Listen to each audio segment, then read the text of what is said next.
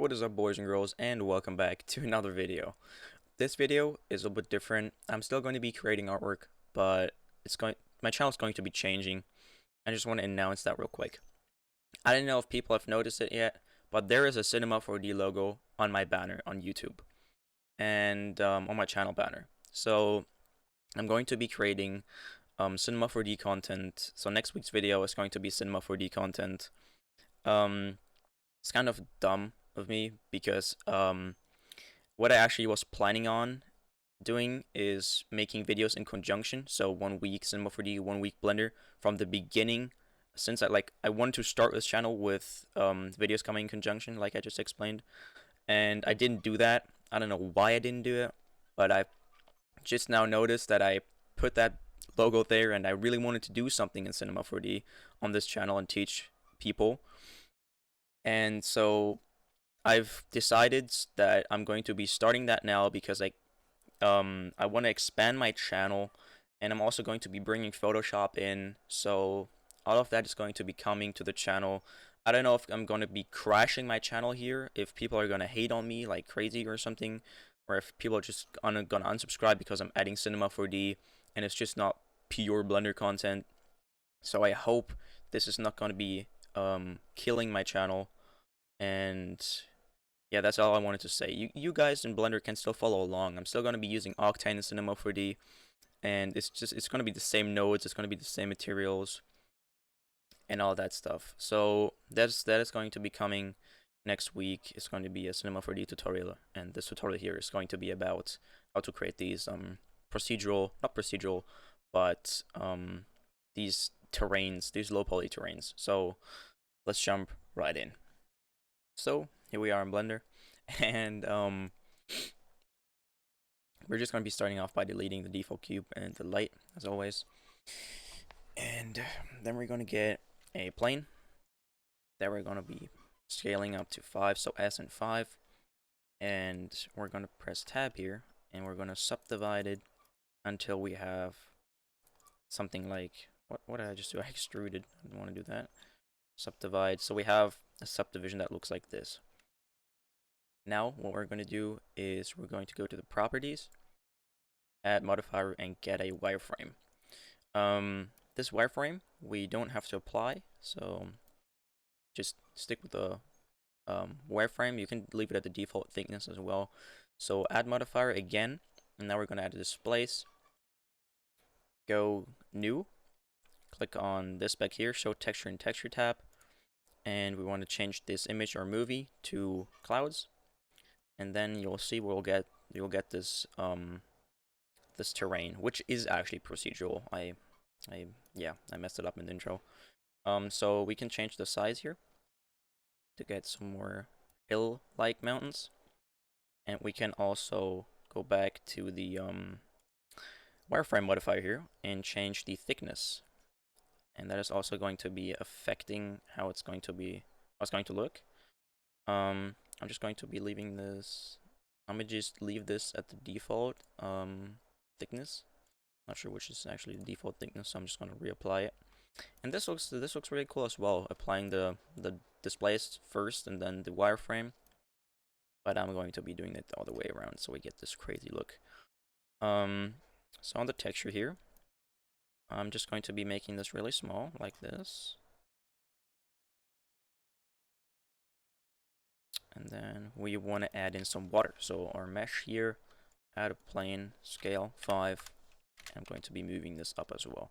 Okay, so while I'm at it, videos, I don't know if I'm going to be, if I can keep up the schedule like every week or like roughly a week, like 8 to 10 days, a new video.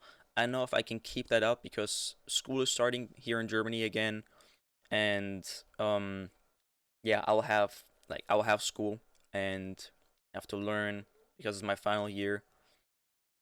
And yeah, I'm in 10th grade, so I'm gonna be changing schools. I don't know, it's a different school system over where you live probably, but it's my last year on this school here until I'm changing to another school that I actually have to learn hard for. So yeah, I don't know if I can keep these videos up like this, but I'll try to. And yeah, I'll just try to get this content out to you guys. So I've been zooming around this terrain for a bit now, trying to find the best spot. I'm just move my camera here and put it somewhere where I think it looks good. Like right here looks actually pretty cool. And I'm also going to be changing my terrain to the resolution here. I'm going to be changing it to 1080 by 1350. This gives us these this higher resolution, this upright resolution, and it's really cool. This is like the portrait. It looks pretty cool on Instagram and stuff. So I'm going to be sticking with this. So I'm just going to position it right here, like that. And I'm going to get a circle next. So a circle, I'm going to be moving this up, and it's a circle, but it's not a filled circle, so not like a disc. So to make this into a disc, we can press tab on the ring, press F to fill it, exit edit mode, and now we have a disc. This disc I'm going to be moving to the camera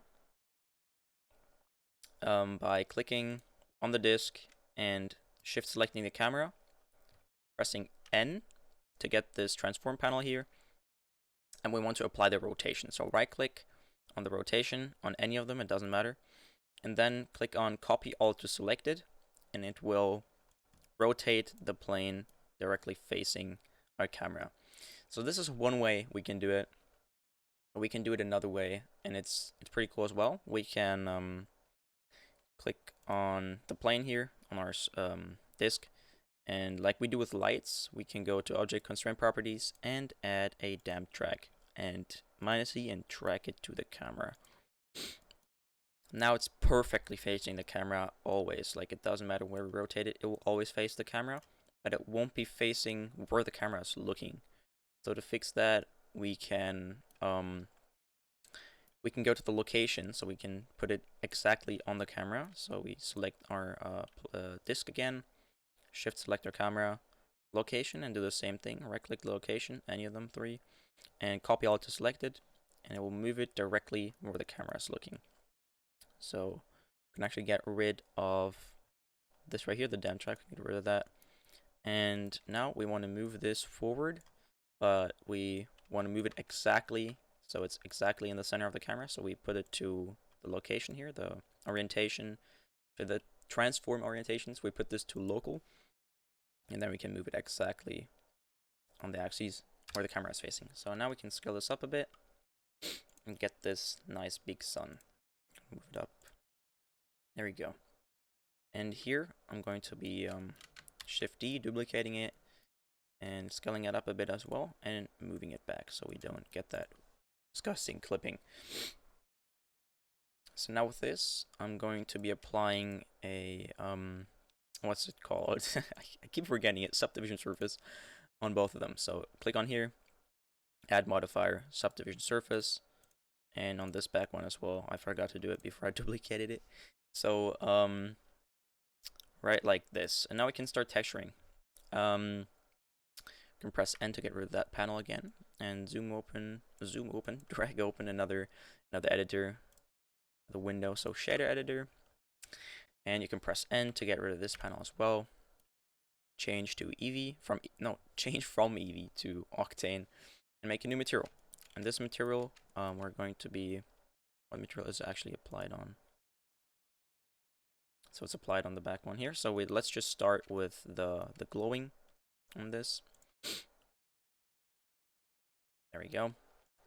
So click on here. I'm just going to be applying that material. I'm going to call this glow 1. And another material on the back here, I'll just duplicate the material we have right there and call it glow 2. There we go. Now we have two emissive materials here, two separate emissive materials.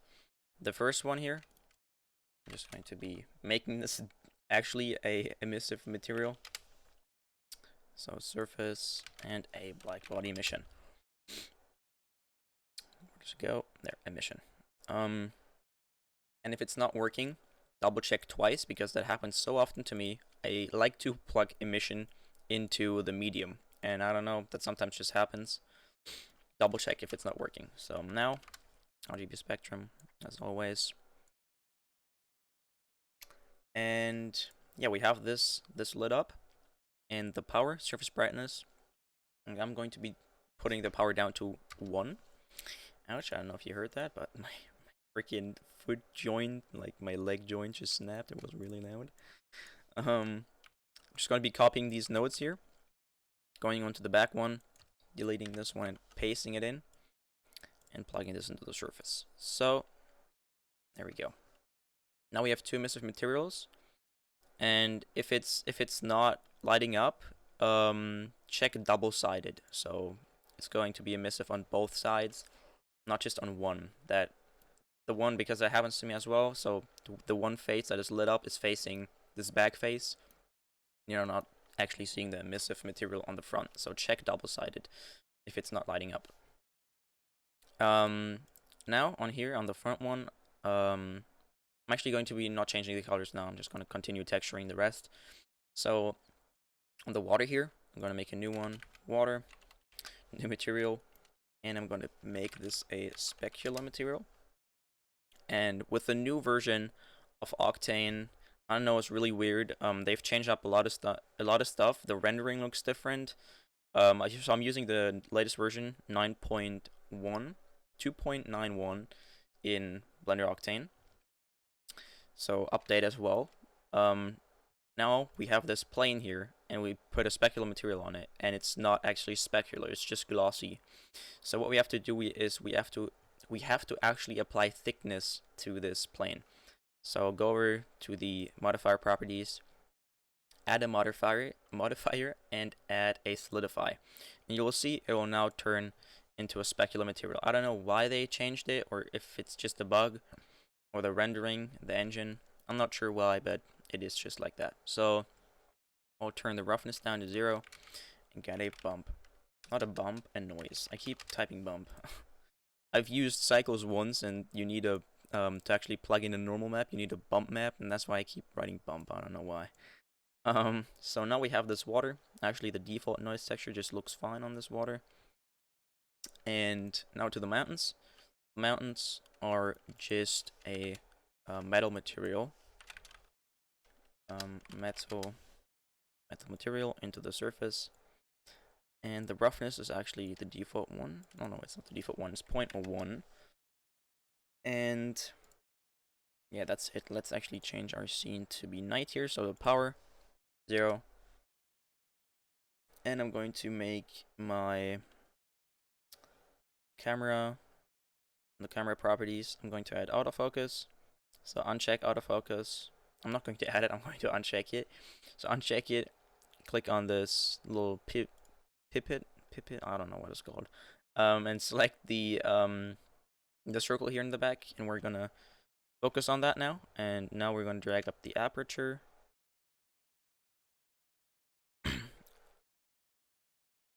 Until it looks good. And my Blender just crashed. That's why you save. I'm gonna just redo that scene real quick. So here we are, back to where I was before. And I don't know if Octane is forcing you to update to the latest version of Blender with the newest Octane version, but if you still have Blender Octane 2.9, not 2.91, stick with it. Don't update if it's not forcing you. Don't upgrade, because Octane 2.91 is really unstable. It's so unstable. Like, I can't describe how unstable it is. You've seen it crash here. And this is not the first crash I had with it. I was working on some robot model, and it crashed like at least 20 times just working on it for an hour. It's insane. Don't upgrade. And it's also running really slow. The rendering is running really slow. I don't know what happened to the newest version of Octane, but it just doesn't run that well. Okay, so I'll just quickly apply the subdivision surfaces here because I forgot that. And I'll save so I don't lose it. So now I can go back and put the power to 0 here. And I actually took my time to get a good angle here. So yeah. this right here, I'm going to make this some kind of red, like I have on my Instagram post. It's not red, but it's orange. Like this. And I had the outer layer be like a little bit more faded. It's got still this orange, but a little bit more faded. And a little bit smaller. Not that one. This one a little bit smaller. And also duplicate and make another one. Make it a little bit bigger. Push it back so I don't get clipping. Here we go, this one. Give this another glow. So glow. Glow 3. And this thing I'm be making completely white. There we go. So like this. And also to just, it's a little bit dark back here, and we are actually on path tracing. It's a bit dark back here. I'm just going to be adding a light source. So I'm going to be adding light, and then area. Move this up, and I will not parent it, but constrain it with a jam track to this, to our mountains. So -E, boom, plane. There we go. So now move this to the side back here a bit, and I'll make it the exact same color. So I'll click on here, copy this entire setup actually, click on it, and click on use nodes on the light in the object data properties. So I'll just get rid of these nodes, paste the new nodes into surface. There we go. So we have just more illumination back here, and it just looks better. So I'm gonna just change it back to global here so I can move this thing around better. I didn't actually want to scale it up. Just want to move it. There we go. That's better. It's giving us some more illumination back here. And yeah, so the last thing here is now to go back to our camera and turn the autofocus off. Focus on the plane. We'll save because this is where it crashed last time. And turn my aperture up. Aperture, I don't know. Just turn it up. Yeah, it looks cool with the blurred foreground here.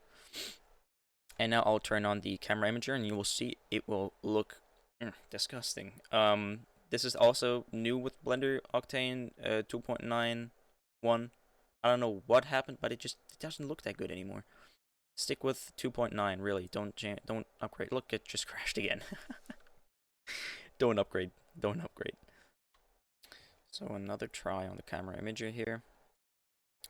Go save, and then change it. Okay, now it's working. So I like to use this color here, this color code, that one right here, the FCICD response channel, or whatever it's called. I can't read this here completely. Let me just expand it. Response type. So this response type, FCICD, I like to use it.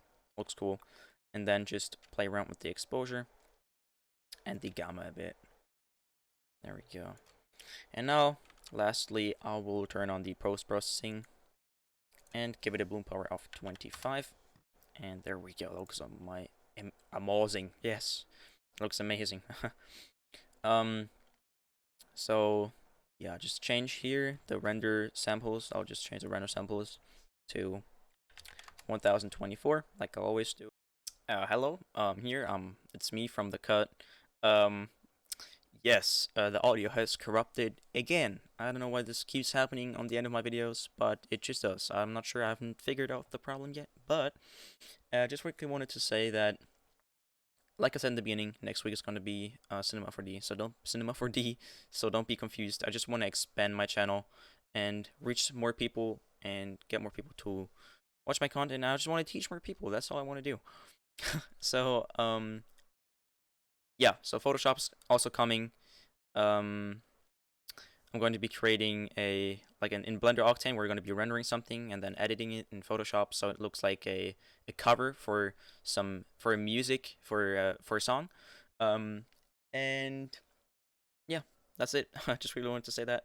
And also follow me on Instagram, subscribe, join my Discord, and yeah, I will see you in the next one. Stay creative.